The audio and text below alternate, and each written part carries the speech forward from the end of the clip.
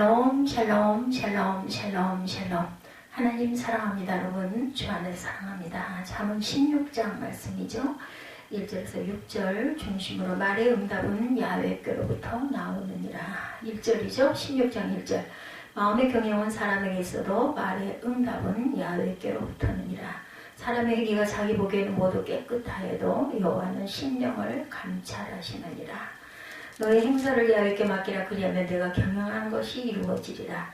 야훼께서 온갖 것을 그 쓰임에 적당하게 지으셨나니 악인도 악한 날에 적당하게 하셨느니라. 물은 마음의 교만한 죄를 야훼께서 미워하시나니 피자 손을 잡을지라도 벌을 면하지 못하리라. 인자와 진리로 인하여 죄악에 속하게 되고 야훼를 경외함으로 말미암아 악에서 떠나게 되느니라. 예, 전체 말씀 33절까지 있는 중에서 1절에서 6절 중심으로 말의 응답은 야훼께 있느니라. 이렇게 말씀하고 있습니다. 어느 교회의 어항관리에 대해서 아주 내노라하는 반전문가적인 목사님이 한 분 계셨어요. 그래서 그 교회는 목양실 앞 로비에 열대의 수족관을 만드셨다고 그래요. 교회의 교육자들이 주일학교 어린이들을 위해 마련한 선물이기도 했다고 합니다. 예상했던 것보다 훨씬 열나는 반응이 비단 어린이뿐만 아니라 성도들, 어른분들 속에도 일어나고 있었어요. 목사님이 역시 그것을 지나칠 때마다 고아고함 속을 들여다보면서 하나님께서 어쩌면 이렇게 아름다운 형형색색의 물고기들을 창조하셨을까 하는 감탄을 금할 수가 없었다고 그러죠. 그 수족관은 처음 설치부터 시작해서 현재 유지작업에 이르기까지 모든 것이 목사님의 주도하에 이루어지고 있었어요. 다시 말하자면 그 왕 속에 있는 물고기들의 생사화복에 전적인 목사님에게 그런 달려있다고 해도 과언이 아니었겠죠. 모든 권리가. 우선 수질을 물고기 생존에 적합하도록 깨끗하게 유지하는 방법, 그것으로 매일 얼마만큼의 먹이를 주는 것이 적당한지를 목사님이 직접 결정을 했다고 해요. 그뿐 아니라 텃세를 부리면서 새로 들어온 물고기를 지나치게 괴롭히면 물고기가 있으면 그놈을 잡아내서 왕 안에 평화로운 이웃관계를 유지시키는 일까지도 다 직접 관리하고 판단을 하셨다는 것입니다. 그렇지만 물고기 쪽에서는 누가 그런 역할을 하는지 당연히 알 수가 없죠. 그것들은 그저 자신의 본능에 따라서 어떻게 해서라도 살겠다고 발버둥을 칩니다. 또한 그 때문에 다른 물고기와 영역 다툼까지 치열하게 벌이고 있을 뿐 그들보다 더 한참 높은 곳에서 자기네 머릿속까지 깨뜨려 보면서 자기들의 생존을 위해 필요한 것들을 정성과 사랑으로 베풀어주는 사람이 있다는 사실 그들은 모를 것입니다. 왜냐하면 물고기라는 존재 자체가 사람과는 비교도 될 수 없을 만큼 열등하죠. 그와 똑같은 일이 사람과 하나님 사이에도 벌어지고 있다라는 생각이 듭니다. 타락한 이후에 사람은 스스로 하나님을 알지 못하고 알려고 할 그 능력도 없는 존재로 떨어졌기 때문에 그저 자기의 생존 본능과 육체적 욕구에만 사로잡혀서 살고 있어요.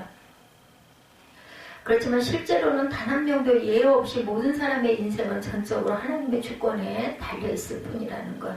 오늘 본문이 바로 그 사실을 가리켜 인생의 생사화복을 위시하여 내세의 영생에 이르기까지의 모든 것이 오직 야훼께로 나느니라 라고 증거하고 있습니다. 이 시간 주신 말씀을 통해서 사람이 자기 딴에는 자기 마음대로 인생을 사는 것 같지만 실제로는 오직 하나님께서 그 모든 것을 100% 주장하고 계시는 현실이 구체적으로 어떻게 이루어지고 있는지를 함께 상고합니다. 사람이 자유의지와 양심으로 판단을 내려도 그 결과는 오직 하나님의 주권적인 뜻과 계획에 달려있을 뿐입니다. 1절부터 4절의 말씀에 마음의 경영은 사람에게 있어도 말의 응답은 야훼께로 나느니라. 사람의 행위가 자기 보기에는 모두 깨끗하여도 야훼는 심령을 감찰하시느니라. 너의 행사를 야훼께 맡기라. 그러면 너의 경영하는 것이 이루어지리라. 야훼께서 온갖 것을 그 쓰임에 적당하게 지으셨나니 악인도 악한 날에 적당하게 하셨느니라. 이렇게 기록되어 있습니다. 마음의 경영은 사람에게 있어도 1절이죠. 말의 응답은 야훼께로부터 나느니라.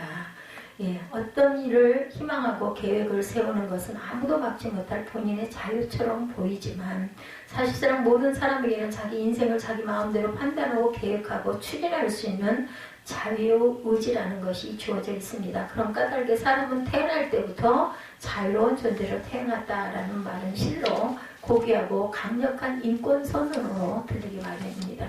성공하든 실패하든 내 인생 내 마음대로 살겠는데 누가 어떻게 간섭하겠느냐. 정말 아무도 뭐라고 대꾸할 말이 없어 보이는 논리죠. 옳든 그래도 내가 책임지면 되지. 내가 알아서 하지. 그러니 아무도 내 판단과 행동에 대해서 상관마. 실로 신이라 할지라도 건드릴 수 없는 고유의 관리처럼 보이죠. 그렇지만 그처럼 자신만만하게 자유의지를 자랑하는 사람에게 하나님의 카운터펀치가 날아옵니다. 바로 그처럼 사람이 자유롭게 마음의 경영을 하는 것 같아도 말의 응답은 야훼께로 나느니라 라고 선포하죠. 여기서 우리나라 말 번역에 말의 응답이라고 되어 있는 것은 내용적으로 결정을 뜻하는 말입니다. 즉 내 마음대로 실컷 생각하고 꿈꿔라. 그러나 마지막 도장은 내가 찍는다. 내가 그렇게 마음대로 계획하고 끙끙거려도 그 일의 결과는 바로 내가 내 마음대로 결정하는 것이다라는 하나님의 위대한 주권 선언이죠. 같은 맥락으로 이어지는 2절에 사람의 행위가 자기 보기에는 모두 깨끗하여도 라고 말합니다. 사람에게는 분명히 양심이라는 것이 있죠. 자기 나름대로 선과 악을 구별할 뿐 아니라 그 중에서도 악을 따라하고 싶은 욕망을 억제하고 선을 추구하는 양심을 발휘하고 사는 것입니다. 완전 타락에 빠져있는 인간에게 어떻게 이런 양심이라는 것이 남아있고 작동될 수 있는가 하는 질문을 던지는 사람도 있겠지만 그것은 바로 하나님의 일반 은총 때문입니다. 바로 예수께서 하나님의 그 해를 악인과 어긴에게 그 선인에게 비추게 하시며 피를 의로운 자와 불의한 자에게 내리우시느니라. 마태복음 5장 45절이죠. 하나님께서 신자든 불신자든 공평하게 내려주시는 은총 그 중에 하나가 바로 양심. 그런 까닭에 불신자들 중에 소위 법 없이도 살 사람, 종교를 가지지 않아도 착하게 사는 사람이라고 불리는 사람들이 생기기도 합니다. 그렇지만 이에 대한 문제점은 바로 자기 보기에는 말씀에 있습니다. 그것은 양심적 판단이 옳고 그른지에 대한 기준이 바로 자기 자신이 된다는 거죠. 본인이 기준이 되면 당연히 자신의 모든 생각과 행동이 옳게 보일 수밖에 없죠. 자기가 재판장이 되면 누가 자기를 스스로 정죄하겠는가. 분명히 방법 행위가 있다 하더라도 그 최종 결론을 내릴 사람이 자기 자신이 되면 무슨 핑계나 변명을 대서라도 합리화시킬 것이 틀림이 없습니다. 소위 인간의 양심을 최고로 내세우는 자들이 바로 그런 잘못을 저지르고 있는 것. 그런 까닭에 그 양심 선언이라는 것 역시 하나님 앞에서는 아무 소용이 없다. 왜냐하면 야훼는 심령을 감찰하시기 때문입니다. 이거는 사람이 자신의 양심으로 깨달을 수 없는 것들까지도 하나님께서는 보고 계신다라는 거죠. 사람이 자기 양심의 눈만으로 보면 모두 깨끗하여도 하나님께서 감찰하실 때는 결코 깨끗하지 않은 것들이 있습니다. 대표적인 것이 곧 하나님 살아계심을 부인하는 교만, 십자가 대속과 구원을 믿지 않는 불신앙이죠. 이런 것은 인간의 양심만 가지고는 아무리 판단해 보아도 절대로 더럽게 보이지 않습니다. 나는 하나님을 안 믿어도 내 양심적으로는 하늘을 우러러 한 점 부끄러울 것이 없다. 나는 예수 십자가 보혈 공로 같은 것을 의지할 필요도 없이 선하게 살고 있다. 라는 식으로 자기 보기에 모두 깨끗할 뿐이죠. 그런 까닭에 사람은 자신의 행사를 오직 야훼께 맡겨야 한다는 거죠. 자기의 자유의지와 양심적 판단만 내세우지 말고 하나님의 뜻과 계획을 깨닫고 그것을 순종하려는 쪽으로 자신의 마음을 이끌어가야 합니다. 그리하면 너의 경영하는 것이 이루어질 것이다. 순전히 본인의 생각과 의지에만 따라가면 시행착오와 교만에 빠질 수밖에 없지만 우리보다 훨씬 더 높고 깊게 모든 것을 예정해 놓으시고 감찰하고 계시는 하나님께 자신의 인생을 맡기면 절로 자신의 경영하는 모든 것이 형통하게 성취된다는 사실을 깨닫고 체험할 줄 알아야 한다. 사람이 자기 머릿속만큼 자기 마음대로 할 수 있을 것 같지만 실상은 그 뇌의 작용까지도 하나님께서 당신의 주권적 권능으로 주장하시고 그 뇌가 내리는 모든 판단을 통해 오직 당신의 뜻과 계획을 성취해 나가신다는 사실은 정말 두려운 일이죠. 경이로운 일입니다. 하지만 그것이야말로 살아계신 하나님 모든 주권을 한설 주고 계시는 절대자께서 실제로 행하시는 일이죠. 애굽의 바로가 순전히 자기 의지대로 판단한 것 같았지만 하나님께서는 그의 마음이 더 강팍해지도록 그래서 결과적으로는 당신께 더 큰 영광이 돌아오도록 마음대로 주장하시죠. 가사제국의 고레스도 자신의 선한 양심을 따라 유다 백성을 해방시켜 주시기로 결정한 것 같지만 사실은 하나님께서 그 해방 칙령을 내리도록 그의 생각과 판단을 이끌어 가셨어요. 그야말로 악인도 악한 날에 적당하게 사용하신 것이 하나님의 오묘하기 짝이 없는 주권인 것입니다. 테니스 경기를 보면 오버룰이라는 것이 있어요. 프로 테니스 경기에서 공의 인아웃 여부에 대해서 1차적인 판정을 내리는 사람은 선심입니다. 그렇지만 코트의 중앙에 높이 앉아있는 주심이 그 최종 판결의 권한을 가지고 있죠. 그래서 선심의 판정이 옳다고 인정되면 그대로 경기를 진행하지만 주심의 판단에 선심이 잘못 보았다고 생각되면 즉시 오버룰을 선언하면서 판정을 번복시키는데 그것이 그대로 최종 판결이 됩니다. 마찬가지로 각 사람의 머릿속에 돌아다니는 생각이나 판단에 대해서 마지막 도장을 찍으시는 분은 여호와 하나님이시다. 간단히 말해서 모든 사람의 전 인생은 100%다 하나님의 손바닥 안에 있다는 거죠. 모든 게 다. 그런 까닭에 성경 말씀과 기도를 통해 그 하나님의 뜻이 무엇인지를 깨닫고 순종하는 것만이 확실한 인생 성공의 비결이고 만사 형통의 보장인 거죠. 아무리 인간이 자유의지를 가지고 마음대로 생각을 하고 자신의 양심을 내세우면서 하나님 앞에서조차 부끄러운 것이 없다고 자화자찬을 한다 하더라도 그 모든 자기 판정에 대한 최종적 판결은 바로 지극히 높은 보좌에 좌정하고 계신 절대 주권자 한 분뿐임을 명심하는 가운데 자신의 행사를 전부 다 야훼의 뜻과 계획에 맡김으로 소원하는 모든 경영이 이루어지는 축복을 누리시는 저와 여러분이 되시기 바랍니다. 두 번째, 사람이 도덕과 윤리를 자랑해도 죄 문제를 해결할 수 있는 것은 오직 하나님의 주권적인 구원 역사에 있을 뿐이라 그러죠. 5절과 6절에 무릇 마음이 교만한 자를 여호와께서 미워하시나니 피자 손을 잡을지라도 벌을 면치 못하리라. 인자와 진리로 인하여 죄악이 속하게 되고 여호와를 경외함으로 인하여 악에 쏟아나게 되느니라 말씀합니다. 죄와 악의 문제 그리고 그에 따른 사죄와 구원의 문제는 모든 종교의 공통적인 과제입니다. 어떤 것이 죄고 악이냐 하는 것을 따지는 점에 있어서 기독교와 타 종교들 간에 공통적인 것도 있고 다른 것도 있습니다. 그렇지만 사죄의 반복과 구원의 길에 대해서는 완전히 차이가 있죠. 본문 역시 참된 기독교에만 있는 인죄론과 구원론을 또다시 정확하게 선포해주는 말씀입니다. 우선 5절에 무릇 마음이 교만한 자를 여호와께서 미워하시나니 피자 손을 잡을지라도 벌을 면치 못하리라. 이것은 하나님께서 가장 미워하시는 죄, 즉 사람이 지을 수 있는 죄 중에 가장 중요한 죄가 무엇인지를 가르쳐 줍니다. 그 죄는 마음이 교만한 죄라고 했는데 이것은 곧 하나님의 존재를 부정하고 하나님을 섬기기를 거부하는 죄를 가리킵니다.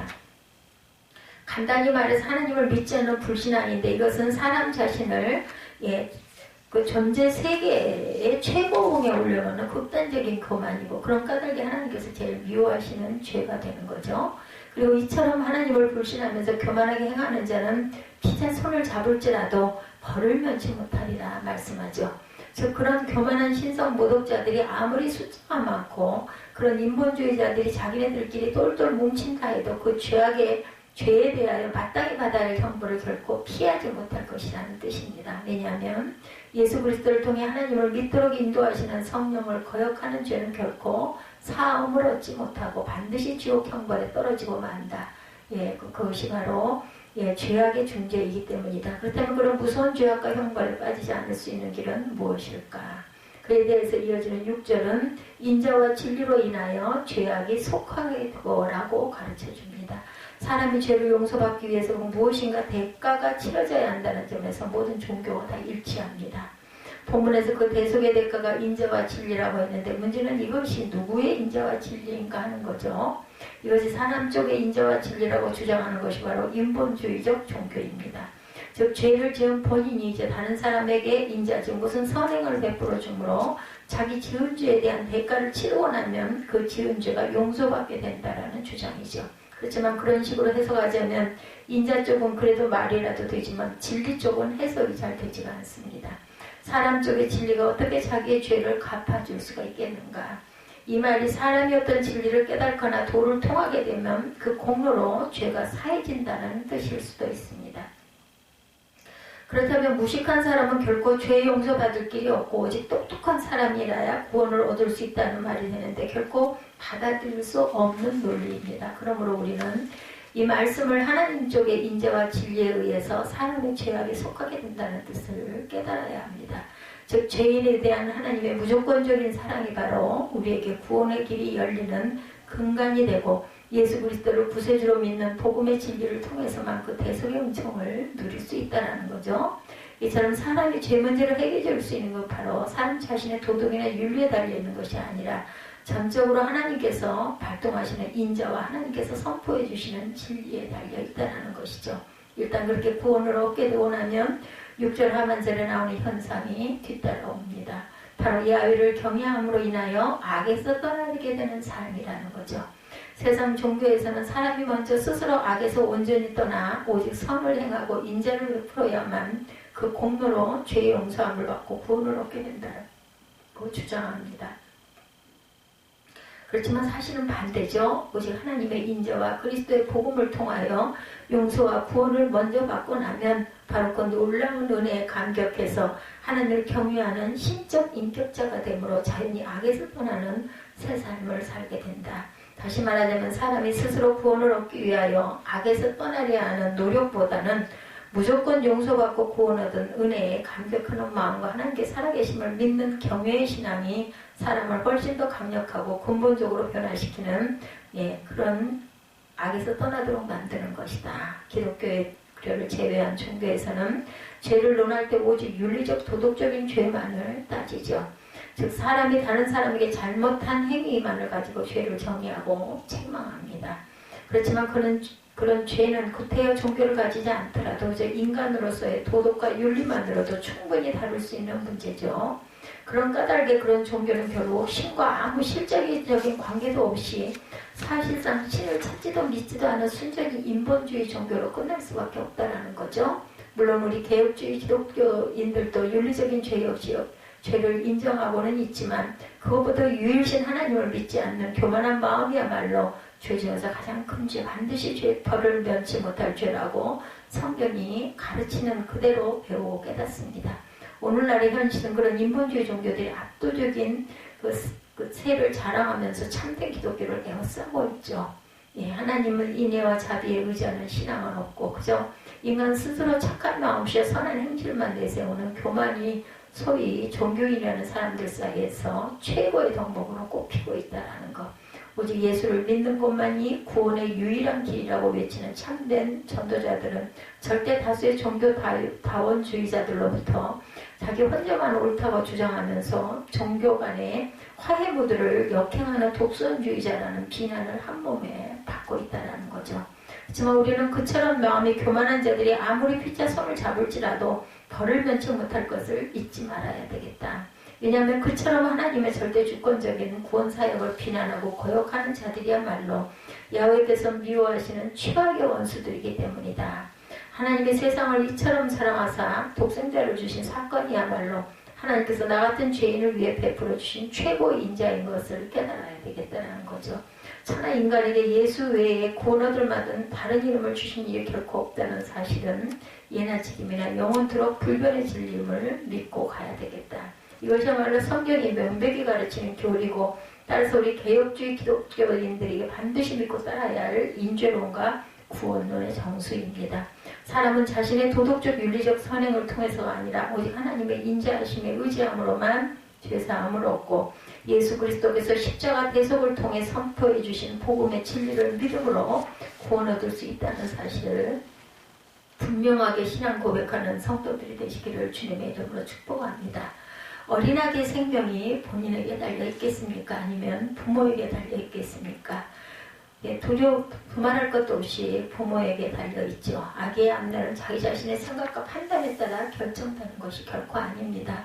사실상 이기랑 아직 무슨 이성적, 양심적 사고 자체를 할 수 없고 그저 동물적인 본능만 있을 뿐이죠. 아기들은 그처럼 취약하고 무능력한 아기의 장면은 오직 부모가 그 아기에 대해 품고 있는 뜻과 계획에 달려있기도 합니다. 아기의 생존 문제도 마찬가지죠. 아기일 때, 유아기일 때 물론 아기는 다 순진하게 짝이 없는 것은 사실이지만 그 착함이라는 것이 아기의 생명 운명을 유지시켜주는 것은 결코 아닙니다. 오직 부모 쪽에서 자신의 아기를 사랑하는 마음, 본인의 생명보다 자기 어린 아들, 딸을 훨씬 더 소중히 여기면서 지극정성으로 돌보는 손길 때문에 아기는 모든 위험으로부터 보호를 받고 건강하게 성장할 수가 있죠. 그것이 아기에게 있어서 불행이 될 수가 있겠는가? 아니죠. 아기가 자기 마음대로 판단하고 스스로 자신의 행동을 주도할 수 없다고 해서 그 아기는 자유스럽지 못하고 부모에게 속박된 비참한 인생이라고 말할 사람은 아무도 없습니다.